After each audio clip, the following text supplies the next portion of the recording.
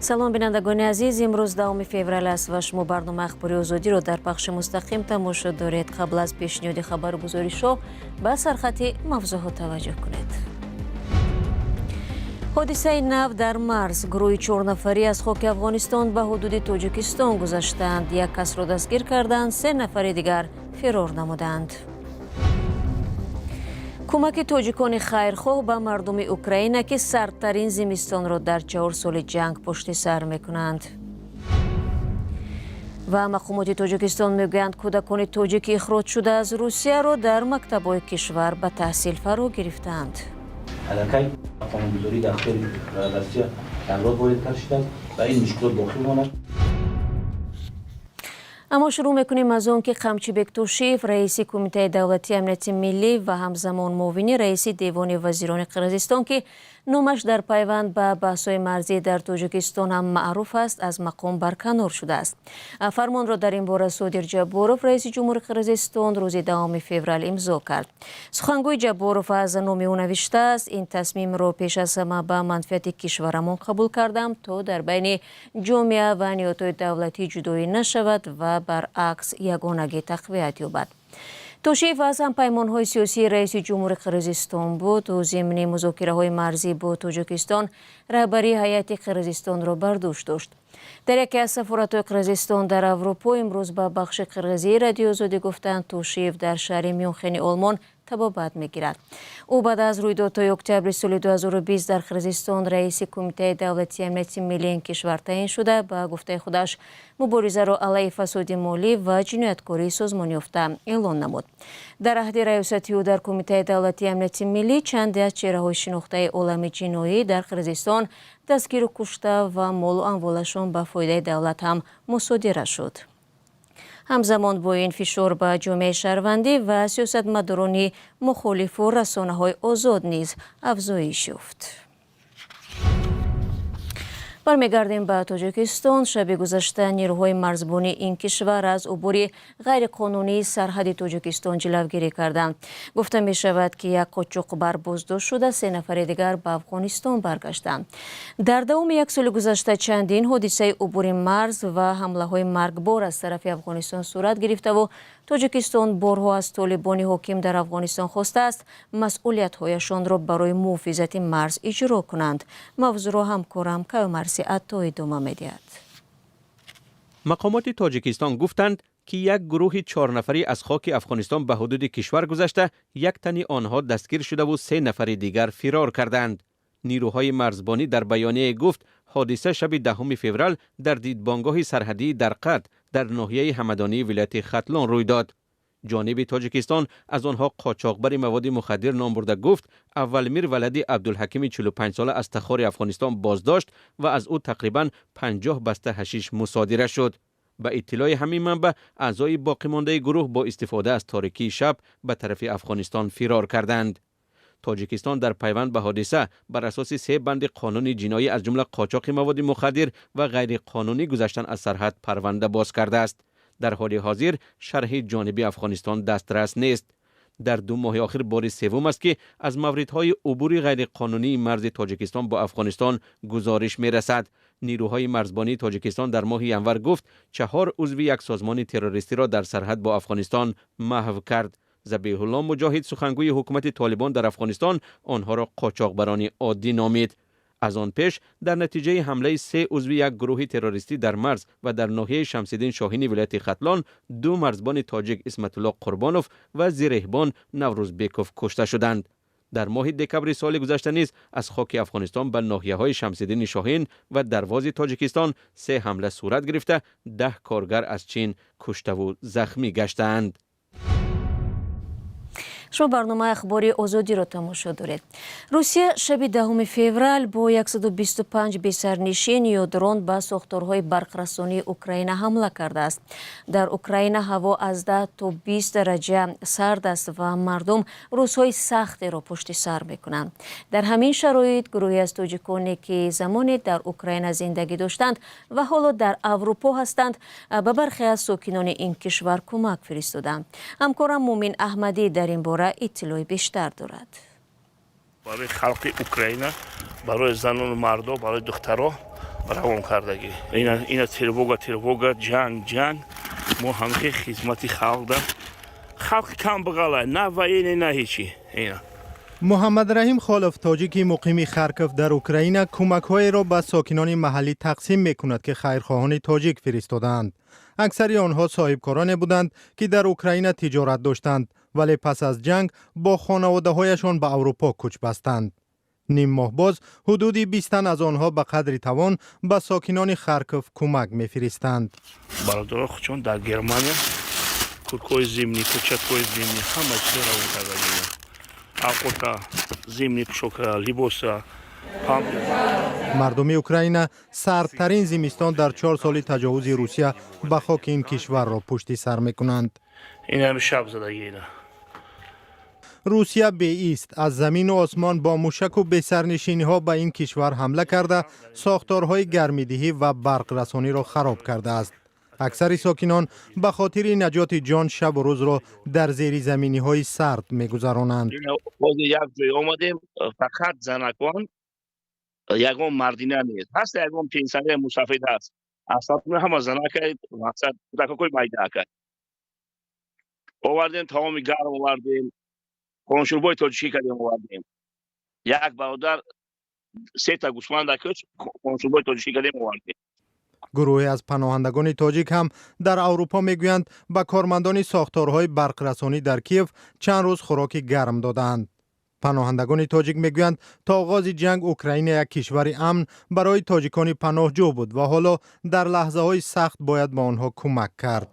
این کمترین خدمتی تاجیکان می باشد که در چنین لحظه های دشوار دست یاری دراز میکنیم و خیلی گفته شد غذای گرم به مردم و کارمندان صاحب برق داده می شود. روسیه 4 سال پیش به اوکراین بی‌دلیل حمله کرد و این کشوری در حال رشد را به خراب‌بازار تبدیل داده است. هزاران نفر در حمله های روسیه کشته و میلیون ها نفر گریزه شدند. هنوز پایان جنگ معلوم نیست و جبریان را مردم عادی میکشند که در پناهگاه ها منتظر کمک هستند. رو می‌آوریم به موضوعهای دیگر. سازمان گزارشگران بدون مرز از حکومت تاجیکستان تقاضا دارد رخشانه حکیمه و خبرنگار محکوم شده به 8 سال زندان از محبس رها شود. دعوت این سازمان در سالگرد اعلانی حکم او نشر شد. این حکم از نگاه حامیان حقوق دارای انگیزه‌های سیاسی است. ژانا کاوالیه مدیر دفتر اروپای شرقی و آسیای مرکزی در این سازمان قرارگاهش در پاریژ در یک پیام ویدیویی به رادیو آزادی چنین گفت: 1 سال پیش در تاجیکستان خبرنگار آزاد رخشانه حکیمова از روی پرونده به نام خیانت به دولت به 8 سال زندان محکوم شد. او را برای یک پرسش در زمینه تحقیقات عاید به نفوذ چین در تاجیکستان جزا دادند. رخشانه را برای پرسش جزا دادند که هیچگاه نشر نشده است. با گذشت 1 سال هم او فقط برای مطرح کردن یک موضوع حساس و جستجوی معلومات در پشت پنجره میماند. این حکم خودسرانه است و یک پیام خشین به هر نفری که از پی تحقیقات یا سوال دادن می شود. گزارشگران بدون مرز حکم رخشانه حکیمова را به شدت محکوم و دعوت خود را برای آزادی فوری و به قید و شرط رخشانه تکرار می کند. جستجوی اطلاع خیانت نیست و هیچ یک نفر نباید برای این حبس شود. رخشانه حکیمova 32 ساله روز 5 فوریه سال 2025 در دوره پرونده به نام تلاش تبادلات دولتی در قطار 8 مقامدار سابق و سیاستمدار که همه از 8 تا 27 سال حبس شدند پشت پنجره رفت. حکیمova خود را بیگناه مینامد. پیوندانش ماه دکبر به رادیو آزادی گفتند او از شرایط زندان شکایت ندارد و احوالش خوب است. در نشست خبری وکالتدار حقوق بشر تاجیکستان که 9 فوریه در دوشنبه برپا شد از مقامات وضع سلامتی الفت خانی محمد شوی و یک بانوی دیگری محبوس را پرسیدند که حامیان حقوق باور دارند پرونده‌اش نه جنایی بلکه سیاسی است. یک مسئول این اداره گفت با رخشانه حکیمова و الفتخانی محمدشویeva شخصا صحبت کرده است و آنها شکایت خاصی نداشتند. الفتخانی حتی گفته است که وی با زنان دیگر درس‌های زبان انگلیسی تشکیل کرده است. این نماینده بابت طلب 10 سازمان جهانی که رخشانه و الفتخانی آزاد کرده شوند چیزی نگفت. محمدشویeva 69 ساله سال 2022 در پی سرکوب اعتراضها در ولایت مختار کوهستان بدخشان با عیبنامه تشکیل تظاهرات در خاروق و روشان و اتهامات دیگر به 21 سال حبس محکوم گردید. نیم ماه پیش در روسیه قانون مورد اجرا قرار گرفت که بر اساس آن مکتب‌های این کشور تمام معلومات درباره قبول و یا اخراج کودکان مهاجران و هم نتیجه های امتحان از زبان روسی را به وزارت کارهای داخلی می سپارند. با تغییر سیاست مهاجرت در یک سال گذشته ترتیب قبول کودکان مهاجر به مکتب‌های روسیه دشوار شد و هزاران نفر فرزندان مکتبخوان تاجیکان به وطن برگشتند. همکاران امیرشاد سلیمانی و براد یوسفی میگویند امبودسمن تاجیکستان ضمن صحبتش با خبرنگاران این روند را تشویش‌آور خوانده است. اظهار نگرانی نماینده امبودسمن یا وکالتدار حقوق انسانی تاجیکستان در مورد از تحصیل دور ماندن فرزندان مهاجران تاجیک در روسیه. از روی حساب وزارت معارف در یک سال اخیر بیش از 9000 کودک تاجیک که در روسیه از مکتب‌ها رانده یا از تحصیل محروم شدند به تاجیکستان برگشتند. آمار مشخصی کودکانی که هنوز در روسیه هستند ولی در یگان جا نمی‌خوانند دقیق نیست. تعداد تخمینی آنها نیز هزارها تن گفته می شود. ما در تمام روزهایی که با جنوبی فدراسیون داریم از عهده‌دارهای این دولت در سمت عملی سازی تامین کودک همیشه رو می‌کنیم که اینها باید که عملی کرده شود. دوی مسئله که در اینجا از نظارت بیرون می‌ماند این از اویلا دور شدن کودک است. متأسفانه با نظر داشت اون که کودکان در اونجا که به تحصیل فارغ گذاشته نشدن آنها احتمالات به کشور برگشتنشون زیاد می‌شود و متناسباً احتمالات دوباره به کشور برگشتن قدر مدرن زیاد میشه که آنها نمیتونن بنابر نیازهای کاری و مشکلات‌های معین اجتماعی به میان بیارن. در پی دیگرگونی در قانونگذاری و سیاست مهاجرت در روسیه ترتیب قبول کودکان مهاجر به مکتب‌ها دشوارتر شد. آنها به سپردن امتحان زبان روسی حق تحصیل ندارند، چیزی که حامیان حقوق تنقید کردند.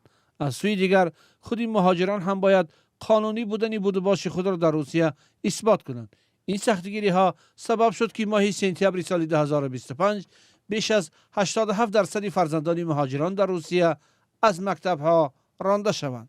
در وزارت معارف تاجیکستان گفتند این کودکان را در مکتب های کشور جابجا کردند، هرچند دشواری های نیز وجود دارد. اینا فرزندان ما هستند، اینا فرزندان جمهوری تاجیکستان هستند. وقتی که ما مراجعه کردن اونها را جابجا کردیم. فقط در بعضی حالات ها پرابلم اینه که بعضی شهروندان در فدراسیون روسیه با تحصیل فارغ گذاشتگی نیستند. مثلا در تاجیکستان خونده صنف 7 رفت است، یک سال نخونده است، برگشته میاد میخواد که به صنف 8 یا 9 بگذارد. این خیلی ممکن نیست. قانونگذاری باید تقریبا 75% همون تحصیل باید اسقاط کند. هرچند مشکلاتی از تحصیل دور ماندن فرزندان مهاجران تاجیک در روسیه هنوز هم باقی مانده است، به نظر می رسد جانب تاجیکستان برای حل آن با مسکو وارد گفتگو نمی شود. در شکل اگر بررسی لوحی هم میشد که ما این همون چیز میگفتیم. الکی به قانونگذاری داخل روسیه امراض وارد کرده شده و این مشکلات باقی ماند. این بعد اینها مرحله به مرحله همین نظام و تنظیم داره. شماره دقیق کودکان تاجیک در روسیه معلوم نیست. وزارت کار و مهاجرت و نهادهای دیگری تاجیکستان سالهای اخیر آمار مهاجران تاجیک را در روسیه پنهان کردند و از رسانه‌ای کردن آن خودداری می‌کنند. چیزی که تاکنون معلوم است در پی سخت شدن قانون‌های مهاجرت سال 2025 بیش از 36,000 مهاجری تاجیک از روسیه اخراج یا از فرودگاه و گذرگاه‌های این کشور پس گردانیده شدند. دوستان عزیز 15 دقیقه که در اختیار داشتیم به پایان میرسد. تشکر از یکایک شما که ما را همراهی کردید، ولی فراموش نکنید که برای آگاهی از آخرین خبرهای تاجیکستان و جهان میتوانید به سامانه رادیوی آزادی وارد شوید. ما شما را فردا در برنامه‌های دیگر منتظر خواهیم بود. خود را احتیاط کنید و خدا نگهبانتان.